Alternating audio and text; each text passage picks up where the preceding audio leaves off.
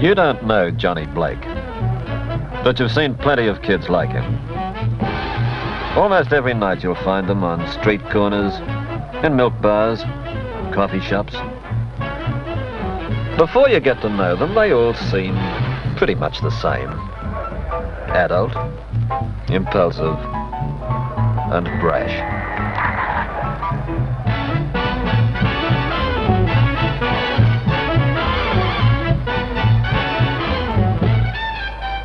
Perhaps for some of us, a little too adult, a little too impulsive, a little too brash.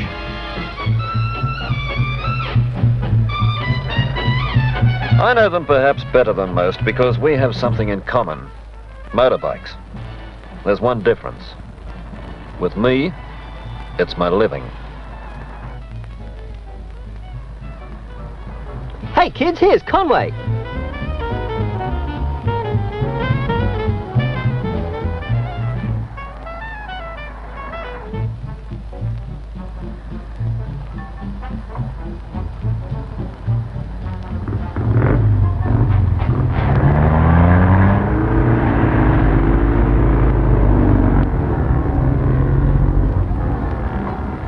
I first met Johnny Blake and his pals one afternoon as I drove to the track for a practice run.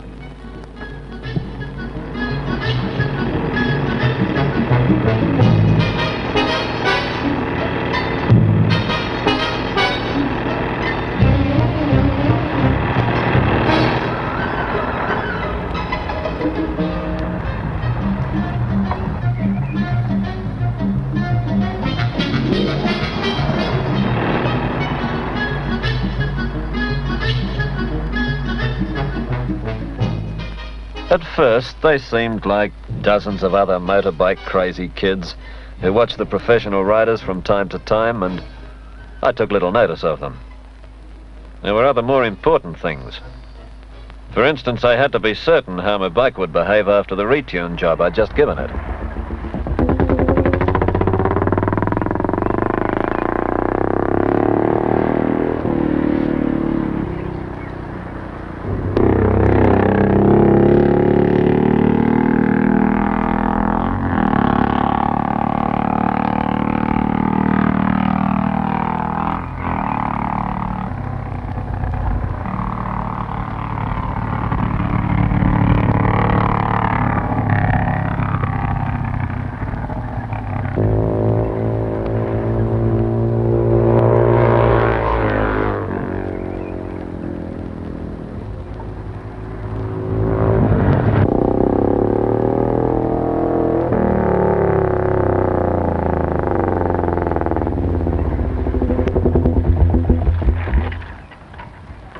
There was still a lot of work to be done on the bike before I'd be ready to race.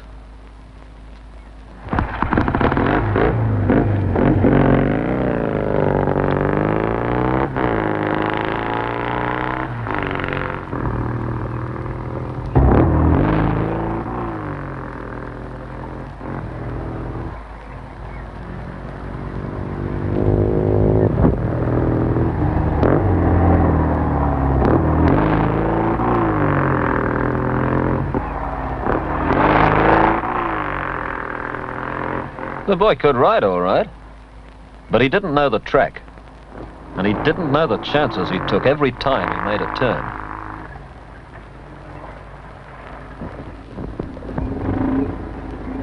I told him he was a good rider and there might be a future for him, if he lived long enough. Then I showed him why he mightn't. The bike was in no condition for exacting competition riding.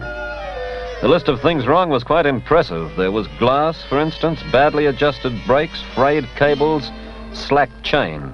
I don't think Johnny liked it when I pointed these things out to him. But he took notice all the same, and so did the others. I explained that all sports took knowledge and a lot of practice, and motorbike riding is no exception. It's a good sport, an exciting sport, if you know what you're doing. But it's a killer if you don't. Well, I told them that if they really wanted to learn, I could help, and surprisingly enough, they agreed. Safety is the first rule in any sport. There were no jukeboxes the following weekend. It was spent learning just this.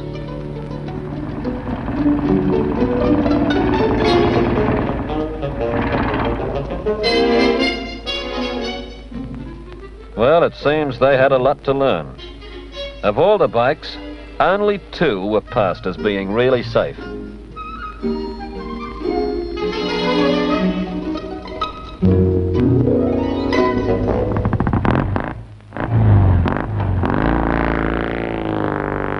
And Johnny was at it again.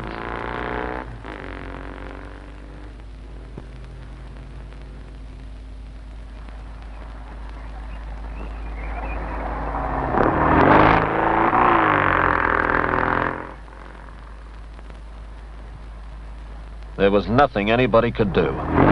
Nothing except watch and hope.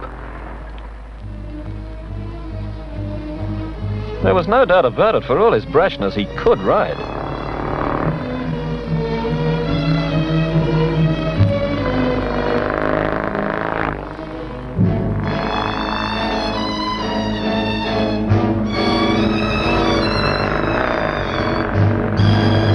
But he had a lot to learn. Some people just have to learn everything the hard way. But in heavy traffic, you don't get a second chance. After that, he was prepared to listen. Apart from a shaking up, he was unhurt. And he was slowly learning not to take chances.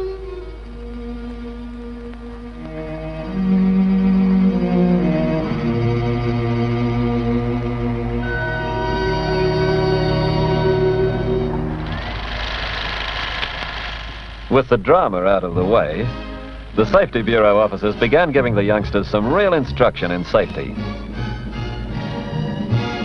Despite efforts by road safety authorities, the accident rate on Australian highways is increasing. 3 out of every 4 injuries sustained by motorcyclists are head injuries.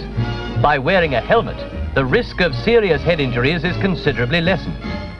Many accidents need never happen, and a great number of fatalities would be prevented if safety precautions were taken. Safe riding is good riding, and there is no place on the highways for the risk taker and the careless rider. The basis of road safety is courtesy. In motorcycle clubs, there can be thrills in plenty for the motorcyclist seeking just that. Competitions are conducted under the most rigid safety conditions, and although the riding is fast and hard, every precaution is taken to protect the competitors against injury. Organized motorbike riding is safe motorbike riding. Why not join a club?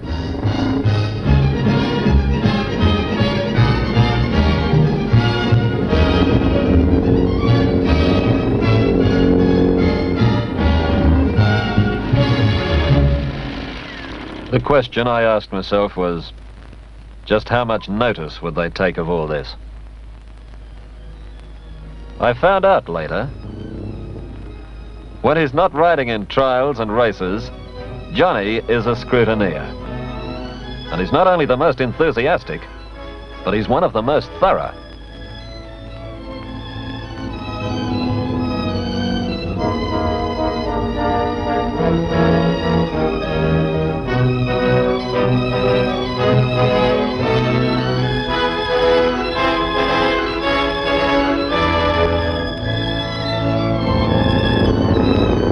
I don't think there's a thing you can tell Johnny these days about motorbikes and safety.